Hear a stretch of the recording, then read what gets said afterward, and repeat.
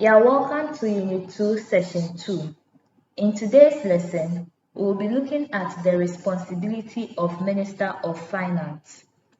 By the end of this session, you should be able to outline the functions of the Minister of Finance in tax administration, explain the constitutional provision for exemption of taxes. We start with the role of the Minister of Finance.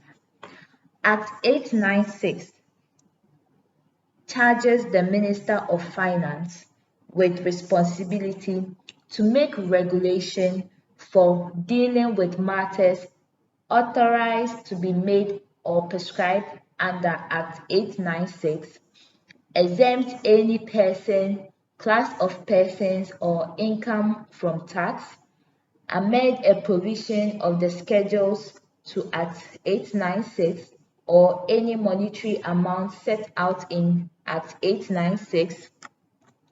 He is also charged with the responsibility to make regulations for paying tax at a particular rate as prescribed under Act 896, charged to make regulations that require a person or class of persons to withhold and remit tax from amounts payable to another person, and last but not the least, provide for the time of payment, manner of ascertaining and recovering taxes to be held or paid. So these are the roles of the Minister of Finance under Act 896. We have noted in the preceding section that the tax laws confers certain power on the Minister of Finance to make regulations for the administration of taxes. However, the power to exempt tax is vested in Parliament.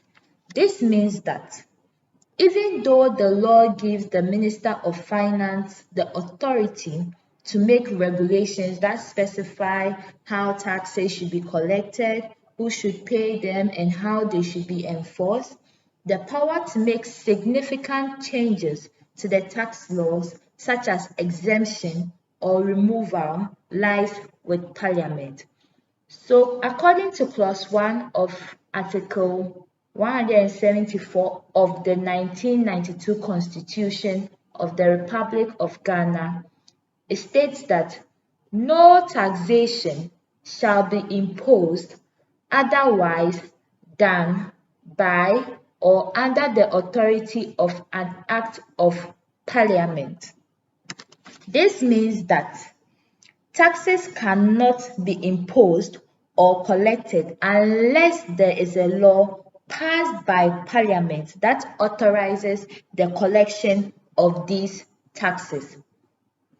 Further, Clause 2 of the same article of 1992 Constitution says where an act enacted in accordance with Clause 1 of this article confers power on any person or authority to waive or vary a tax imposed by that act, the exercise of the power of the waiver or variation in favor of any person or authority shall be subject to the prior approval of Parliament by resolution.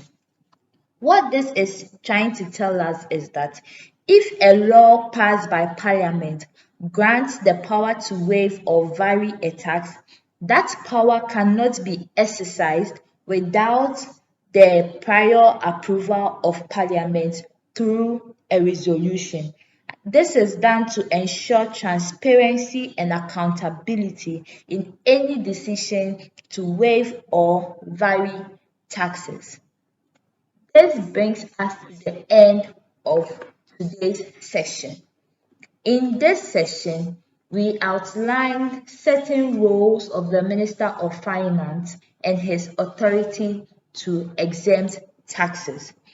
Some of the roles were he is charged with the responsibility to make regulations to deal with matters authorized or prescribed under the Act, exempt people or class of persons or income from tax, amend a provisions of the schedules to the Act, and others.